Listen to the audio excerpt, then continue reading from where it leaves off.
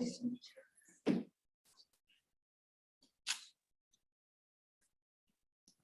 morning, everyone, and many apologies for the delays in starting the event. We had some issues about addresses and where people had to get to. I think that during the pandemic, we have forgotten that we actually need a physical address to be available at an event. So apologies again, and I hope that you still have the time to, spend with us for the full event. And welcome to everybody who has joined us in person as well as our virtual guests. My name is Savita Pandey, and I'm the Executive Director of the Global Center for the Responsibility to Protect. It is our privilege to co-host this event with the Global Justice Center with support from the Asia Justice Coalition. So among the 12 commitments from the declaration of the commemoration of the 75th anniversary of the United Nations was the UN Secretary General's call for a new agenda for peace.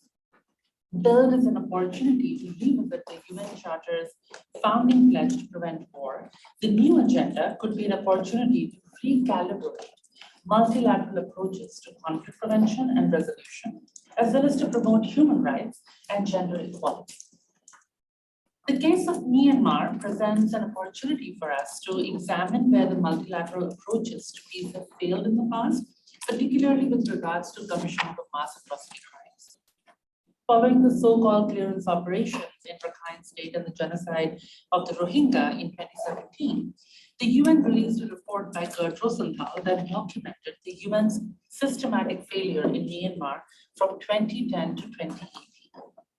The Rosenthal report demonstrated that the UN often downplayed the severity of abuses in Myanmar and lacked a unified strategy. These conditions were further exacerbated by the deep divisions within the UN Security Council, which took no action in response to the genocide. 3 years after the Rosenthal report, the UN and the international community are once again failing the people of Myanmar. Since February 2021 coup, Myanmar's military has perpetrated war crimes and crimes against humanity throughout the country, which has included the killing of around over 2,300 people and the arbitrary detention of over 12,000. Just a few days ago, the military bombed a concert in Kachin State, killing over 80 people and injuring hundreds. The fact that the military is still able to perpetrate these kinds of atrocities and attacks more than 1.5 years after the coup is enough evidence that the international community, and particularly the United Nations, has failed to effectively respond to the crisis. The Security Council still cannot overcome the gridlock, to hold a public discussion on the crisis, let alone impose an arms embargo or targeted sanctions. With UN action effectively held hostage to the Security Council divisions, it is worthwhile to consider what more can be done to respond to the situation in Myanmar and similar crises in the future, and whether the proposed new agenda can provide viable solutions to the greater challenges to peace. We hope that this panel discussion will be helpful to consider what lessons can be learned from our collective failures in Myanmar and how the new agenda for peace may set a stronger path forward for us. So with much further delay, I would like to introduce our fantastic panel. We have with us Vai Vai Nu, the founder and executive director of the Director of Women's Peace Network. We have May Sabe Phew, Director of Gender Equality Network. Unfortunately, Mr. Ang Myo Min, National Unity Government Minister for Human Rights, was unable to join us. We also have Tun Kin, President of Burmese Rohingya Organization in the UK. Tom Andrews, the UN Special Rapporteur on the situation of human rights in Myanmar. And Kristen Brocker, a Deputy Director of Jacob Blaustein Institute for the Advancement of Human Rights. So the format of the discussion is going to be, I'll be posing some questions to our panelists and we will hear their fabulous thoughts on the topic. So my first question is to Vai Vai. So from the so-called clearance operations in Rakhine State to the military coup, the UN Security Council has done little publicly on Myanmar over the past 5 years, despite enough evidence of the Tatmadaw and others perpetrating the world's most conscience-shocking crimes. What potential do you think the new agenda may have for helping to overcome the gridlock that has long plagued the UN Security Council? Thank you very much, Savita, and it's an honor to be here with you all. Again, we apologize for being delayed, and we had a little bit of mess up with the addresses, so apology for that. And to answer your question, Savita, I hope that the new agenda for peace will motivate the UN Security Council member states to reflect on whether they have upheld their mandate for maintaining international peace and security in general, as well as the responsibility to protect women peace and security agenda. Because as was demonstrated by the Rosenthal report, the UN Security Council clearly hasn't fulfilled them for Burma since its establishment. And in its decades since then, the Council has done all but to take any effective and timely actions to end the decades-long catastrophe in Burma. The heavy cost of these inactions is the life of the ethnic minorities in Burma, especially the Rohingya genocide victims and survivors. These inactions continue to embolden the very perpetrators of these atrocities to commit more of them across the entire country today. We saw this last week when the junta launched airstrikes in a concert in Kachin state, killing more than 60 civilians as a result of the UN Security Council gridlock. True peace remain inaccessible to the people of Burma. Yet, from my experience working with many of the member states, I remain confident that the UN Security Council is an incredibly powerful stakeholder to Burma. This is because under our current international system, it has the potential and mandate to pursue actions which will bring peace and security, obviously, to Burma, to the country. And I know that as long as the member states move beyond political divisions and towards unity, its positive impact on Burma will be unmatched by most, and if not all, international entities. And the new agenda should thus encourage the Council to look forward together and assess now how it can genuinely fulfill its purposes in our common world. Throughout these processes, the Council must consult with the stakeholders which can support its effort to truly bring peace and security. These stakeholders should involve the people of Burma, the democracy movement in Burma, the national unity government, civil society organizations, including women's organizations. It is critical that the UN member states, Council member states, should not to engage with the perpetrators, the military themselves. We also believe that in these processes, the Council should consult with those who will be most affected by these changes, vulnerable and marginalized communities.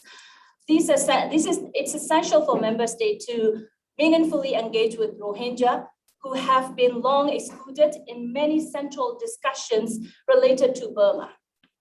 I hope that the Council will then pursue concerted and comprehensive actions for the country's peace and security. The new agenda could set the standard for this, which should ideally draw attention to the following things. I'll try to summarize. One, atrocity prevention. The Council must respond to the atrocities to Burma with the do no harm approach and timely manner. These actions should also aim to prevent Burmese military from committing more crimes, such as more atrocities, along with the targeted economic actions, sanctions, financial penalties against the junta and its related businesses, global arms embargo. The Council should also remain aim to protect those affected, including by providing financial and material assistance to the country's civil society organizations and humanitarian organizations, as well as enabling cross-border aid to disabled populations in Burma and refugees in neighboring countries. Second, accountability and justice. The Council must work together towards ending cycle of impunity in Burma, because it has long prevented the country from achieving peace and security. It goes without saying that the military has been emboldened to commit atrocities because it's never faced any debilitating consequences. The Council should thus pursue actions which will hold the military leaders accountable, referring the situations of Myanmar to the International Criminal Court, or creating a special or ad hoc tribunal. Third and last point on the women and engaging with the women, ethnic minorities, and other marginalized groups. In addressing these two previous themes, the Council should especially consider the perspective of these communities. The victims and survivors of these communities have needs and concerns which are significantly different from those of the actors, others in the country or outside. It is important for the Council to recognize it, and so that it can most effectively and efficiently address the complex situations in Myanmar.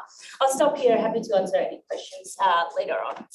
Looking forward to the discussion. That was really powerful and optimistic, and sort of gives us hope that maybe this new agenda for peace can really recalibrate the way we respond to crises. But your point about engaging with the most important stakeholders and its affected communities is very, very important. And I hope that policymakers and UN officials watching this event would take that to heart, because any new agenda for peace, any new multilateral approach must put affected communities at the center of it. My next question is to Mesa Bayview. Among the priorities put forward for the new agenda for peace is putting women and girls at the center of the security policy. In this regard, what should be done to better respond to the gender dimension of atrocities in I think what should be done is very straightforward. It is a political question, and by that I mean there must be the political will to meaningfully put the issue of what is happening to women and girls in Myanmar at the center of security policy. So this is a political question. However, in the case of Myanmar, there is not the will in any countries to transform the conflict. Instead, these other countries want to manage the conflict by appeasing the illegitimate regime. This is clearly not putting the political will of women and girls at the center of security policy. Most of the women and girls have a clear understanding about both their future and their fate with this vicious military junta. The fate of women and girls is one of traveling in security with a high risk of violence carried out by the military, including state-sponsored, conflict-related sexual violence used as a weapon of war. The threats are imminent and gender-targeted abuse is rampant. The gender dimension of the atrocities implemented by the military could be solved with a security policy that pays attention to the needs of women and girls. The needs of women and girls, however, are ignored. Women rights organizations are pushing for the inclusion of women and girls' needs, as well as treating them as active change agents, as opposed to passive recipients of aid and assistance. So women demand the removal of the hated, misogynistic, patriarchal, and genocidal military regime that carries out intentionally and with intensity gender-based violence to suppress ethnic minorities and Rohingya communities. The military enjoys immunity for their war crimes, and they have never been brought to justice. It has to end. Thank you so much. Thank you so much for those So putting the whole idea of patriarchy and misogyny, at the center of these discourses on commission of crimes and how women experience atrocities in many of these situations. And building up from that conversation about how both Bai Bai and Isabif, you talked about impunity. Tumken, you're very much involved in all of these discussions around justice and accountability. So my question to you is that there's so many different accountability efforts right now in place. There's the case in the International Court of Justice, universal jurisdiction case in Argentina, as well as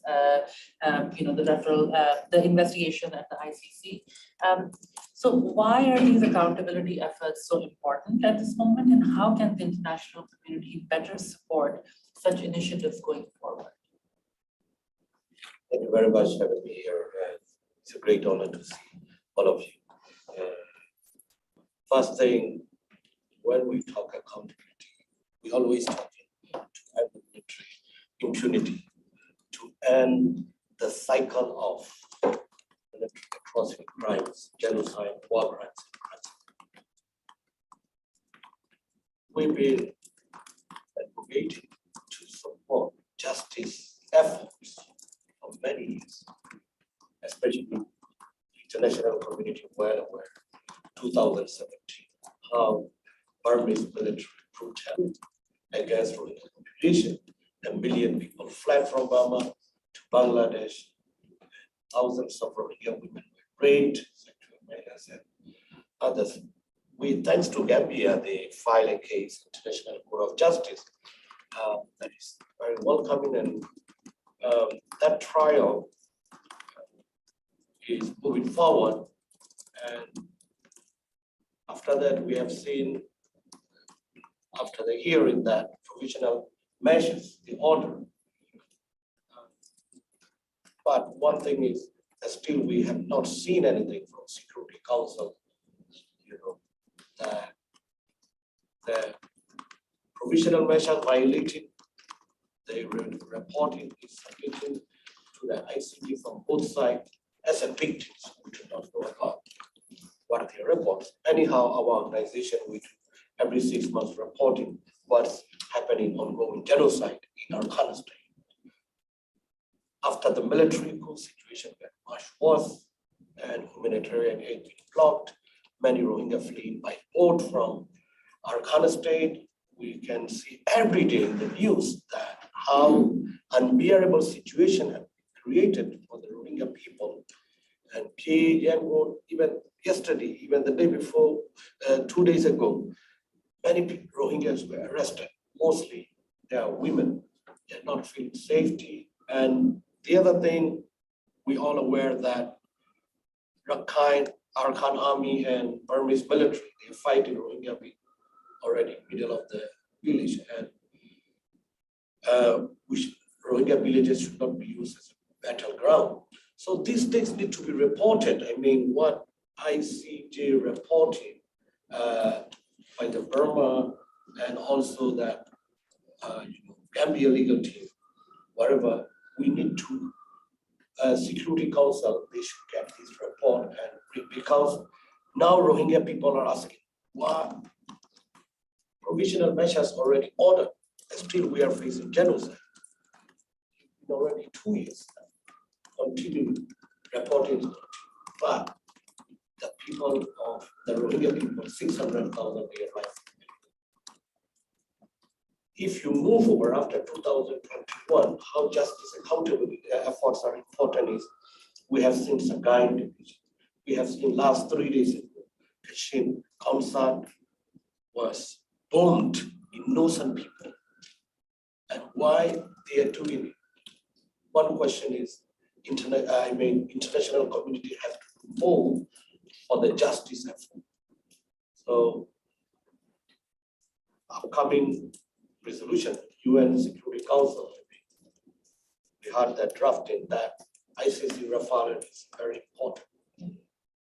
And let me jump in on ICC case. That investigation is going on. That is, of course, we don't know much about according to their rules. And we believe that these justice efforts are very important. And of course, on top of that, we need to look for all justice venues, universal jurisdiction cases. I mean, many countries, as UN Fact-Finding Mission reported in 2018, that to get this military accountable, we have to use all of it. If we are not, because we are not getting much support here, that's why military enjoying impunity. And my point is, how many years we have to speak that we have to, pass the message, impunity to end. Now it's time to act. Military continually doing that. And finally, Argentina, we have a case, a universal jurisdiction case. We filed in 2019 November. And we are very happy that the case is quite moving forward. We thanks to Argentinian judiciary and Rohingya victims, genocide survivors from the camp, women who have faced sexual violence. They were able to do from online last 1 year ago to speak to testify, very short testimony they did in last year, but we are looking forward now to bring from Cox's Bazar's 5 to 6 women genocide survivors who face sexual violence in Chukping, Tulatuli, and Uraping and Monglu village. So we are on the right track to bring them to Argentina, and we thanks to Bangladesh government supporting all these efforts. At the same time, we have ICC, ICJ, and Argentinian Universal Jurisdiction. On top of that, there are many avenues, many ways we can do. When we talk about justice, it's not only Rohingya population in Burma. As a whole country, our solidarity is with them. We fight for the justice, all the people of Burma. It is very important that the whole country now is under brutal atrocity crimes by the Burmese military. Everyone is facing it. So this is very important that international community, I mean, if they don't support this effort, when they will, how many more lives of the people of Burma have to sacrifice every day? Our brothers and sisters from Burma, they are sacrificing their lives. And military continuity there, burning houses, arresting tonight and tomorrow morning, they are returning dead bodies. These are continuous. And Rohingyas, genocidal acts are much more worse. As a whole country, we are facing all these atrocity crimes. So this need to be ended. And it's very important that international community, we appreciate what they're supporting, but we have seen very few countries join ICJ. I mean, UK and Germany, we welcome, they joined this year in 25th of August. But we would like to see more countries should join this ICJ case, and also for the avenues of justice. I mean, other countries, countries have to, support, and there are many prosecutions. Brutal military criminals. Thank you, I stop here. Yeah, thank you so much for those remarks, and thank you for reminding us that impunity begets impunity. So the crimes against Rohingya go unpunished, and then right now the entire country is facing atrocities. I would now like to turn to Special Rapporteur Andrews. So during your tenure as Special Rapporteur, you have been very vocal about the potential crimes against humanity and war crimes perpetrated since the coup. And you've already published several critical reports on arms sales to the military and on the impact of the conflict on children in Myanmar. Given the new agenda's focus on rethinking prevention, how do you hope UN decision-making bodies, the wider UN system, and individual member states can carry forward some of these recommendations are. Well, thank you, Savita. And number one, I hope they actually read the recommendations. That would be a really good start. But I'm very pleased to be here, and it's an honor to be with my friends and colleagues and those on the front lines of these critical issues. One of the lessons I think that we need to learn is to listen more to those who are on the front lines, who can provide not only great insight into the crisis that we're in, but great insight into the solutions that we need.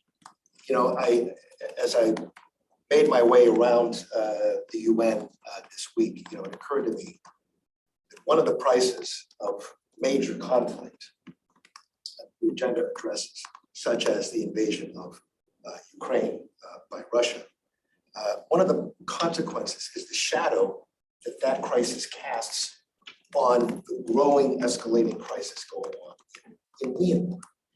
That is an extremely high price that we're paying, and a very important consequence of those and related crises. I think what is really important is that the international community understand and appreciate how high the stakes are in this crisis. And that the longer we delay in addressing that crisis in an effective way, the greater this crisis will become, the escalation of violence will continue, the great harm inflicted on so many millions of people will escalate, and the more difficult it's going to be to address all of the consequences of that. I spoke with members in some of my bilateral meetings this week.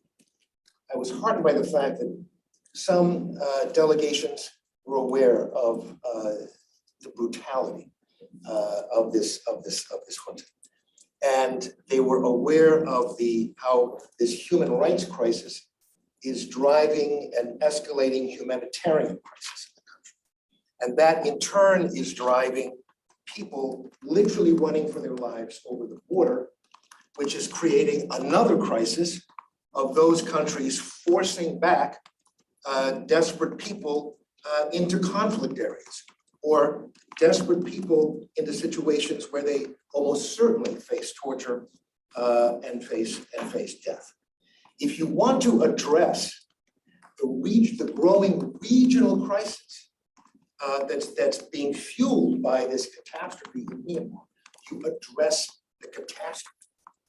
And in order to do that, you need to listen to those with the insight, with the experience, and with the knowledge of what it is, not only that's going on, but what it is that the international community needs to do. I've had the opportunity to travel in the region. I've been very, very impressed with the resiliency, the creativity, the commitment of CSOs working on the ground. They're doing amazing work, but they need support. They need help, and that help needs to begin by being listened to. You know, I just became so much aware by talking to so many people that the current vehicles, for example, of generating very needed humanitarian aid in an escalating crisis are woefully inadequate. They're reaching, the formal channels are reaching only a small percentage of the need. The overall financial commitment to meet humanitarian needs is just a small fraction of what is required.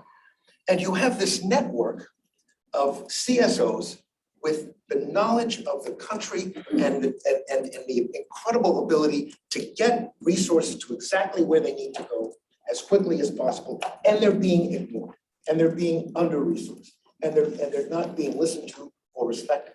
And I think that one of the key lessons that we have to learn is that we cannot allow the global catastrophes, large geopolitical catastrophes, such as the invasion of Ukraine, to overshadow the enormous crisis underway right before our very eyes. Impunity kills, and ignoring crises creates even greater crises. Those are the lessons that we need to learn from the past, and unfortunately, those are the lessons that are not being heeded today. I think that the key here is to listen, and then to engage in coordinated strategies. Nations, governments, entities who are willing to take this on and do what needs to be done, needs to coordinate and focus these efforts strategically. And those of us who have the privilege of not being in the middle of this maelstrom have an incredible responsibility to encourage member states, our governments, no matter what they happen to be, to pay attention and to do the right thing. And that, I think, is going to be the key, all of us working together from inside and outside to address this crisis. No, thank you so much for those remarks. And it is so important to understand the crisis in Myanmar as a multidimensional crisis. And Tom, you're so right, there's still room for prevention. There's still room for prevention in terms of stopping further escalation. And again, I mean, you've again raised the same point, which all the other speakers have talked about, is that listen to the people who are actually on the ground. Listen to the most important stakeholders, which are the people of Myanmar itself. And unfortunately, that is not happening still. Kristen, my next question is to you. So in 2019, the UN released a report, I mean, as I mentioned before, by Kurt Rosenthal on the failures in Myanmar. Since that time, we have witnessed a coup and more than a year and a half of atrocities, as we have all talked about. How has the UN's handling of the crisis in Myanmar demonstrated its human rights and atrocity prevention shortcomings? And how can we ensure that the new agenda improves upon these gaps? Thanks so much, Savita, and it is really a pleasure for me to be here to join the distinguished panelists. The short answer, I think, to your last question is that it's urgent that all of us, but particularly member states, convey clearly to the Secretary General not only that the UN system urgently needs to perform better in Myanmar, but also that the new agenda for peace that he's developing should state plainly an intention to entrench a new mindset among all UN system actors, that the human rights of people experiencing atrocity crimes are of paramount importance to the organization. Otherwise, the policy documents that he's producing is only going to entrench what's an unsatisfactory status quo. As you have alluded, the UN system's response to Myanmar and its the commission by the military authorities of atrocity crimes has been the subject of more internal scrutiny and external scrutiny, and over a longer period of time than any other response to a crisis to date. And given this, we could reasonably expect that the UN's response to Myanmar and post-coup should be a gold standard, right? It should be the UN system showing us its most considered response to a conflict in which state actors are engaged in the commission of atrocity crimes against a wide segment of the population. And to be sure, especially initially after the coup, we did see some improvements in the UN's consistency of messaging, condemning the junta's commission of atrocity crimes, condemning flagrant abuses, insisting on a need to return to civilian rule. But if the last months in particular are the gold standard, then it's clear there's a lot of work to be done. We still see several of the biggest problems that the Rosenthal report identified and that other independent assessments of the UN's response demonstrated playing out again in Myanmar, just as they did during the Commission of Genocide against Rohingya. And one of these is what the fact-finding mission on Myanmar critically called the UN system's tendency to leave public advocacy about human rights to the usual suspects, meaning OHCHR and the Special Rapporteur, rather than addressing them collectively and consistently as the UN system. Since the Rosenthal report came out, the Secretary General has repeatedly and publicly said that he considers consistent messaging by the UN system on human rights as a priority for him. And accordingly, you see he and his special envoys making public statements to that effect. But recent events leave us very concerned that there's a big gap between rhetoric and action, and real limitations on the UN's willingness to defend human rights principles in practice in the toughest moments. And Even more troublingly, perhaps, the follow-up report that the UN system has prepared to the Rosenthal report is explicitly still defending the validity of an approach that it calls encouraging different parts of the UN system to use private and public human rights advocacy in a complementary manner. That's not particularly different from the finding of the fact-finding mission. It's still leaving public advocacy to the usual suspects by and large. The readiness to defend quiet diplomacy, meaning not speaking out about human rights, as an effective and appropriate tool, even in Myanmar, where key actors are consistently and repeatedly deliberately engaging in atrocity crimes, is very concerning. The UN system should not encourage its actors that it's ever cost-free to engage with but not publicly criticize any authority associated with them, for example, by meeting and participating in photo opportunities with them. That has an effect of sending radically inconsistent messages about the UN and its principles to the people in the country who are experiencing these crimes and who deserve to see the solidarity of the UN system shown back to them consistently. It also benefits the perpetrators. It elevates their status, it gives them an aura of legitimacy, and it helps them challenge the credibility of the allegations that are made against them. So quiet diplomacy isn't a neutral act. It benefits the party that's seeking silence. And if it's undertaken ever, it should only occur on the basis of a very determined judgment that there is some extraordinary benefit to be gained from doing so, and it is certain to result from doing it. So rather than allowing UN system actors to be pitted against one another by the military and exposing the organization to relentless pressure, the Secretary General should present the UN system as a united front with an obligation to act, not just communicate coherently and consistently in situations where it assesses that there's credible evidence of the commission of atrocity crimes, like in Myanmar.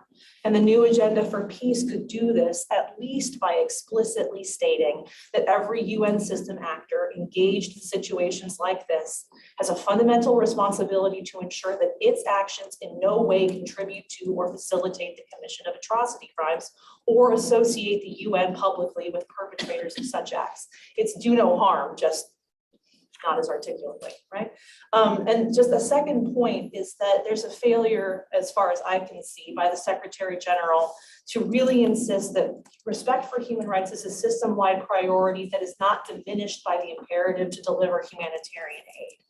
The Secretary General's report on follow-up to the Rosenthal report strongly suggests that human rights are an important value system, but the paramount imperative is to deliver humanitarian aid.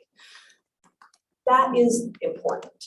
But what is also important is that the UN should be doing all it can to avoid with and providing support to perpetrators of atrocity crimes to the greatest extent possible. So a better approach to messaging, in our view, and one that the new agenda for peace could stress, is that the Secretary General should commit the UN system to think more creatively, not only about how to respond to new threats to security, but more creatively about how to effectively respond to crises with traditional threats, and ensure that aid reaches the most vulnerable. And maybe that could open the door for future progress towards employing aid delivery strategies that empower local actors, as you are proposing, rather than strengthening the authority and power of illegitimate actors and perpetuating discrimination and rights abuses against disfavored groups. A last point, because I don't want to take too much time, is that it's a cautionary tale in Myanmar insofar as the Secretary General forecasts that his new agenda for peace will encourage greater collaboration between the UN and regional organizations. It would be a mistake, having experienced the negative impact the deference to ASEAN is having on the ability of UN actors to send coherent messages to the Myanmar military, for the Secretary General not to also reiterate the fundamental importance of the UN Charter and human rights in setting the threshold conditions that must inform collaboration between the UN and regional organizations. The Secretary General should also robustly champion human rights principles in the new agenda for peace, and he shouldn't shy away from doing this just because we can expect that powerful states will repudiate, that messaging as they are repudiating the human rights framework overall. it's also a mistake not to signal that the UN will not just defer to regional organizations that are prepared to act in ways that are inconsistent with the Charter. It should insist that established UN frameworks, human rights law, and the Women, Peace, and Security Agenda will govern its collaborative arrangements between the UN and regional organizations, and all negotiations and other engagement that flow from those. Thanks very much. And thank you so much for those powerful words, Christine, and also sort of to highlight the fact that silence in the end always benefits the perpetrator. And silence cannot be a strategy of the UN system, which was founded on, you know, one of the founding pillars of the institution is human rights. And one cannot sort of constantly pit human rights against humanitarian aid. And more with this Secretary General, we have seen these conversations about pitting sort of, you know, which is a better option, speaking up on human rights or sort of, you know, getting humanitarian aid delivered. And there are no sort of, you know, it's not a black and white discussion. So we have to have more nuance into it and think about sort of more creative ways in which humanitarian aid can be delivered without legitimizing illegitimate authority. So now my next question is to Wai and Tom. This is very much about sort of prevention and peace building.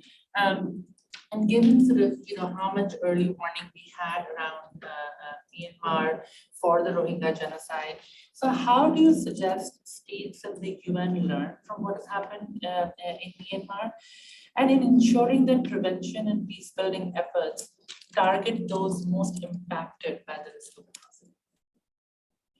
Baba, you want to go first? Yeah, sure. Thank you very much for the questions and opportunity to talk again. I guess the UN and the states never take the Burma seriously. Now that it is time for them to take the Burma issue as a serious issue and reflect, it is important that they reflect their strategies and their actions, responses towards Burma. And the states and then UN must have a more, I believe, a proactive and comprehensive strategy to respond to the situation to Burma. And they should move away from the only issuing statements and responses to the most heinous atrocities in the country, such as recent airstrikes in Kachin state. They should also move towards having a strategy which address all the past and ongoing atrocities, especially by addressing the root causes of all of them. To do this, states and UN must meaningfully engage with those affected, as we mentioned earlier, of these atrocities. Burma's people of Burma, especially ethnic minorities, it is I think one important I guess failure of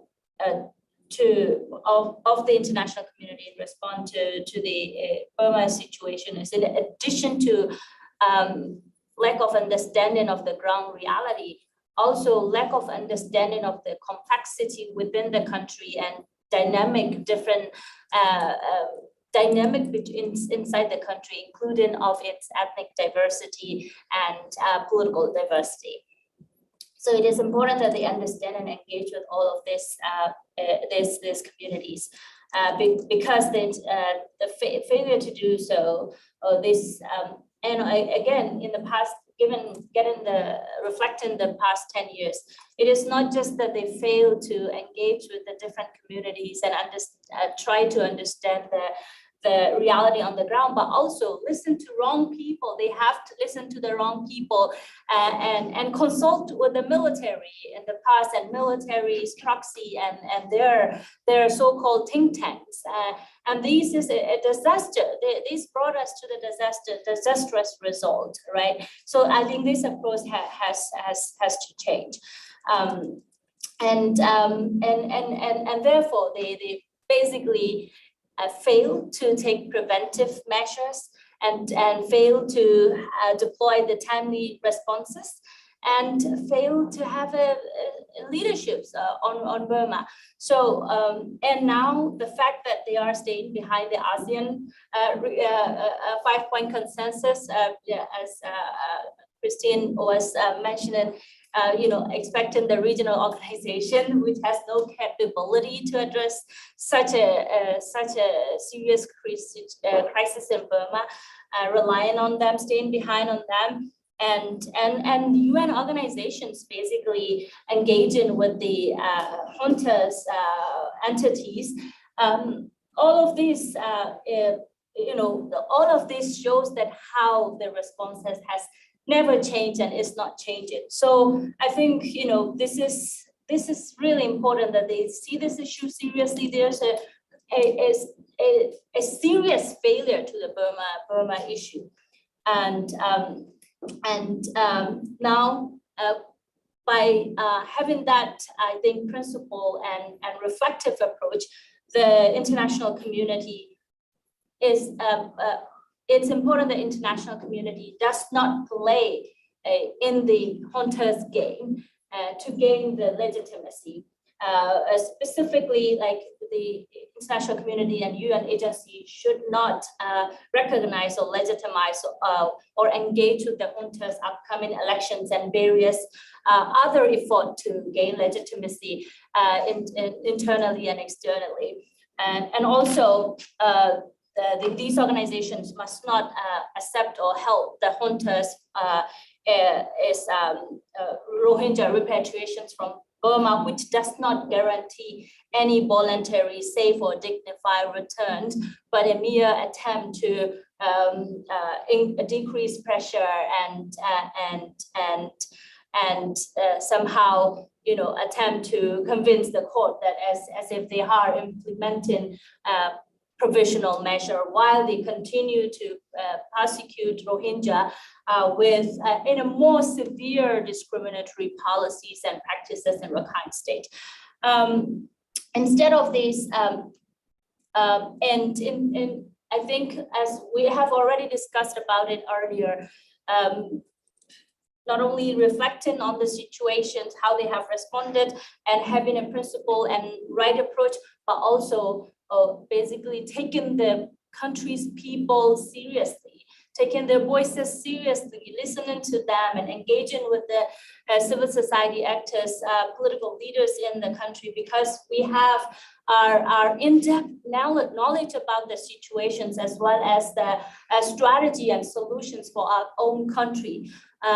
Because we know the country the best and we know how to address it. And if you don't listen to us, we will never be able to achieve any solution. That has been proven. And now that it is important to listen to the people, and then especially support and listen to the first responders on the ground, the local organizations, women's organizations, to be able to do their job as well. And it is part of the solutions. We're part of the solutions.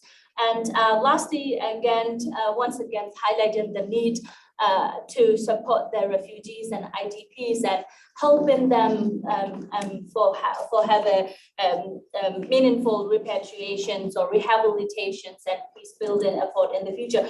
We don't want to talk about peace building right now because we are actually in crisis. We are actually people are dying every day. So it is important that is acknowledged and take a effective response to end the violence, to end the atrocities, and then we can move on. For us, peace seems like it's very far from now. So it's frustrating. We want peace, we want democracy, we want freedom, but it is very far unless you act meaningfully and effectively. Thank you.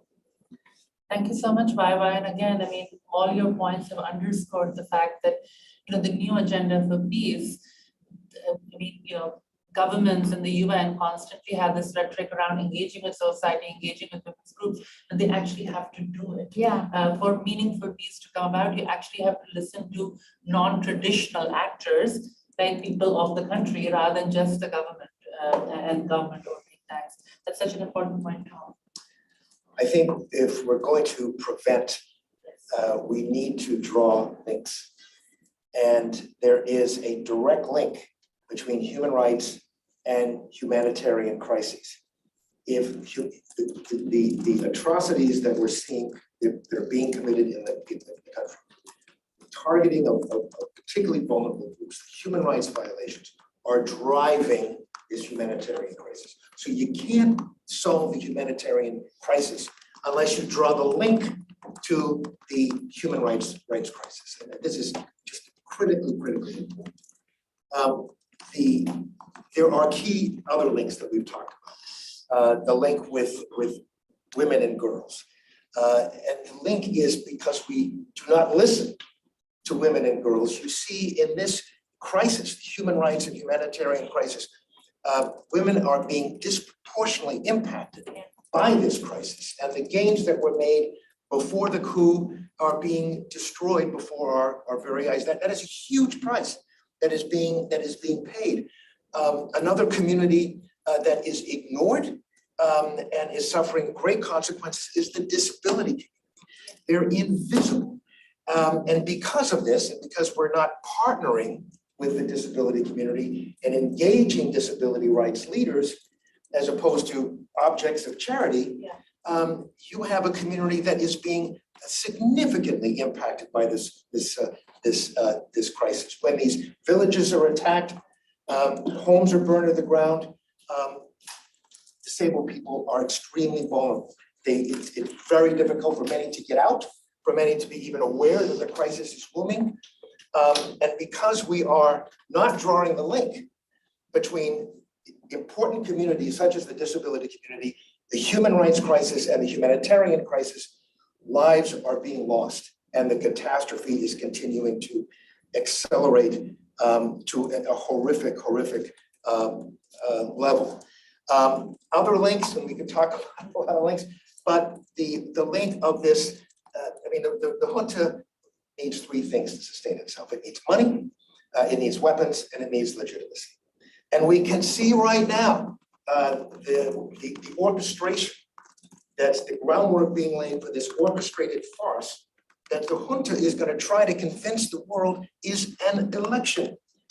And if we don't see that signal and draw that link and legitimize, either intentionally or unintentionally, this is going to create an even more greater human rights and humanitarian disaster if this catastrophe is allowed to happen and countries kind of say, okay, they had an election, now we can move on. This is a threat that we need to be addressing, and if we don't heed that link and we don't work on prevention right now, you can't have an election when you're locking up, torturing, and executing the opposition.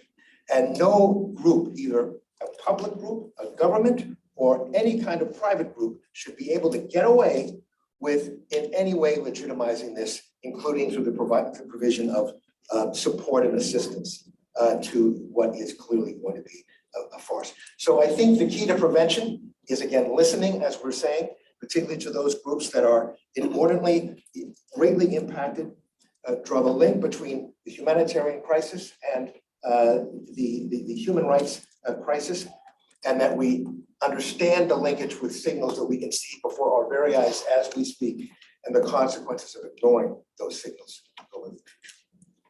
No, thank you for that. And it's so important because I think that in New York and elsewhere, especially within the multilateral fora, there's sort of tendency to sometimes just ignore the human rights situation and focus so much on the humanitarian, like how can we get the humanitarian aid in? Whereas you're absolutely right. These are not, this is not a flood which has happened. Again, there's no man-made, there's no natural disasters, everything is man-made. But again, that link is so important in considering how we think about prevention. And of course, the election issue is truly something which the international community must see and start with the principle of do no harm there. Because by legitimizing election as a benchmark for democracy, which is a completely illegitimate exercise, is going to be a really problematic move forward. My next question is to Kristen and Lisa with you, and very much around sort of the women's peace and security agenda. So it's been 22 years since the women's peace and security agenda has been adopted. And so what steps do you think we have to take this agenda further, especially in the context of I'm just listening to all of the speakers and, feeling so thrilled that, we all have the same, the same commitments, the same, point of views and the same recommendations. Yeah, so regards to your question, concerted efforts must be put in place to bring into operation the Women, Peace and Security agenda by changing the current method of doing business and by bringing faith to the capabilities of women rights organizations. So these organizations know how the conflict is increasing and changing and where the needs are and how best to respond to them. So it is necessary to become political and challenge the power structures within the UN system as well as the international community at large. So we have asked for a much needed no-fly zone to be declared for Myanmar. However, we have been told that such a thing is not possible. We all knew that. I'm from Kachin and my heart's so broken whenever I saw my friends posted on social media about how they've been monitoring the route of fighter jets departing from Mandalay and they saw heading to north, probably to Kachin. They are just trying to alarming to their loved ones to stay alert as nobody knows whose turns will be tonight. Children could not sleep when they hear the planes flying over the sky. There had been thousands of sleepless nights for communities in Kachin, Karen, and the heartland over 19 months now. So how many lives need to be lost before this ask is met? And there is a much needed arms embargo on the regime. Such an embargo would be a great contribution to moderating the continued oppressions by the military. There is a clear and immediate need to mobilize all actors in Myanmar and the international community to bring this degenerate regime to the International Court for ICC for war crimes and crime against humanity for their atrocities against the innocent people of Myanmar. Women's groups have been calling for this call for more than, I think a decade or 2 decades now. So none of the attempts by the junta to gain legitimacy that will prolong their time in power must not be allowed, be it the phony upcoming elections. We all mentioned about elections, or their acceptance and cooperation at the ASEAN level. There is an urgent need to go beyond ASEAN to other players to resolve our conflict, meaning an ASEAN plus approach is needed. Since there are some countries that are not willing to be principles-based and take a strong political stand, it is only when these things are accomplished that women and girls will be secure and free to pursue and achieve their full potential. I will stop here and thank you so much. Thank you, Kristen. Thank you. I'm not sure that I have too much more to add beyond what's already been said because the point that, let me get to what's already been said by others that I agree with fully, but there is one system-related change that I think might be instrumental here and would be helpful. I think state actors in particular, but all of us should be pushing for the new agenda for peace when it's developed should explicitly reinforce a point that the Secretary General says in his follow-up to the Rosenthal report. So something that flowed from it into the UN's work, but that isn't repeated in the Our Common Agenda report. Recalling that the Secretary General had a call for action, a call to action for human rights. It affirms that resident coordinators, UN country teams, and other UN system actors should all be undertaking human rights risk and opportunity analyses, including gender-specific analysis. And that's a very technical sounding sentence, but it could mean a lot if it is a really systematic part of how UN system actors operate, that there's always a human rights risk analysis. It requires having a lot more support from the Human Rights Office to do it, but it's possible and it would make a big difference. The new agenda for peace could carry this idea forward in a way that would be very helpful, and saying that effective early warning and response can only be achieved through cementing and centering human rights risk assessments, including gender-specific analysis in the work of the UN country teams and the humanitarian efforts. What I was going to say that has already been said by everyone else is that this human rights risk assessment needs to be informed by women from the country concerned, by Burmese women in this situation. They should play an integral role in the development of conflict prevention and response strategies, not just be the beneficiaries of them, as you already said. Explicitly saying that in UN guiding policy documents is a necessary first step. It should be happening already. There's no need for us to wait, but there is a chance coming up for that to become more of a central theme in the UN's work, and it's one that the Secretary General has forecasted that he's open to making. Thanks. I mean, then both of you, atrocity crimes are gender. You know, each gender experiences atrocity crimes differently. All their experience of atrocity situation is different based on their gender. So it's so important that we put that gender analysis at the center of any kind of human rights monitoring, analysis, prevention activities, early warning activities that we do. But we have been consistently failing around all of those sort of issues. So my final question is to you, Duncan. What can we learn from the failure of sort of the UN Security Council engagement with the regional body ASEAN around the 5-point consensus? Like, what can we learn from this failure where the UN Security Council has deferred very much to the regional body, and as a result of which has, done nothing? Very good question. And before UN Security Council, I want to point out UN Secretary General Special Envoy that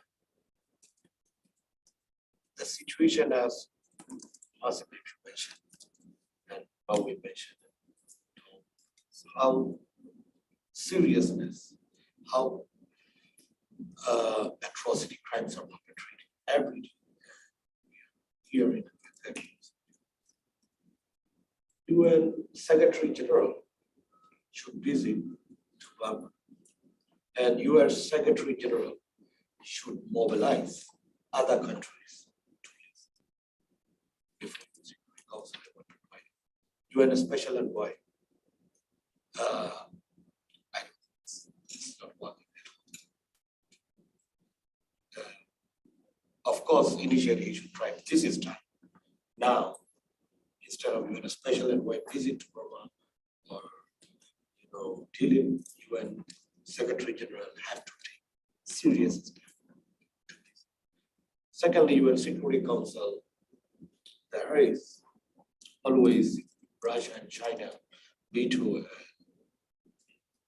We all knew that ASEAN have their own agenda and their, non-interference. Those issues there already. And it's been already 1.5 years. And when Rohingya genocide happened, we have learned that even though Malaysia and Indonesia, they couldn't take any action. So we have to note that when a population, when genocide happened, already mentioned it, we didn't see any action from those countries. And it is time that, like-minded countries have to come with a kind of coordinated, as Tom mentioned, coordination with like-minded countries have to come to take action. Otherwise, you put in UN Security Council, sincerely speaking, it's just done. told me that US and UK, we welcome that they are referring to ICC as an individual country, but we never know what's happened. Of course, that is clear, what will happen anyhow. And this should be done before long, 5 years before. Of course, we welcome it. We appreciate their support, but it's not enough at all. Compared with what's happening to Ukraine, the people of Burma, the way how resilient they fight, US and UK, they have all EU countries support. Why the difference? There is a government and there is also national unity government. They founded, and of course there are some differences there, but the people of Burma, 15 million, when Rohingyas are facing genocide, other people, minorities are facing crimes against humanity and war crimes. And we have seen tremendous support. I mean, of course, our solidarity and support to our brothers and sisters from Ukraine, of course, everyone have to. But same time, this country every day has massive defamation, fight against like a shame of the field. Every day, Rohingya people were shot dead by the Burmese military. I received just yesterday, Buddha being another man shot, and and also other parts of our state, 600,000 Rohingyas. Just getting out of the country, out of the Arkhana state by boat. You can see why these people are taking a journey to high sea, mostly women. Why? There is a question. They are facing serious brutality by the Burmese military. And the battleground between Arkhana army and Burmese military, where most Rohingyas are living in Arkhana state. So if you look at Rohingya, if you look at other parts of Burma, it's really urgent matter. And the West have to come with some like-minded people with coordinated action.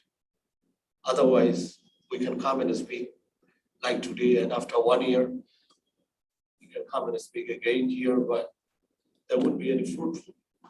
One thing is our trauma is getting worse. Like as a Rohingya for us, much worse. Like Maui, Ruidu, and me. We've been speaking here and there since 2017 when 1 million people fled. And the brutality, we did it in our lifetime, I mean, it's unbelievable. So those victims are still in the camps, they cannot return because of architect of genocide in power is trying to get rid of these 600,000 people. So this is very important, UN and other countries to step in. Anyways, I mean, especially Western countries. For your question, UN Security Council is, I can see that it's deadlock situation. Thank you. Sorry, I took you. No, thank you so much for that. And as me, Sabit, you and both, we have to hold regional organizations accountable. We have to hold the UN accountable. We have to hold the international community accountable. The sort of the constant rhetoric, regional solutions for regional problems. I mean, this is not working, and it has not been working for 1.5 years. So now it's about the next step and what happens. But thank you so much for the panel. And I think that we have run out of time. But this was a fantastic discussion, and I hope that people around the room and who are watching us virtually will take home some of the most important messages which emerged from this panel. And I think that the most important one was listen to the most important stakeholders, which are the people of Myanmar, which are the most affected populations. So thank you very much, and a round of applause for our amazing panel.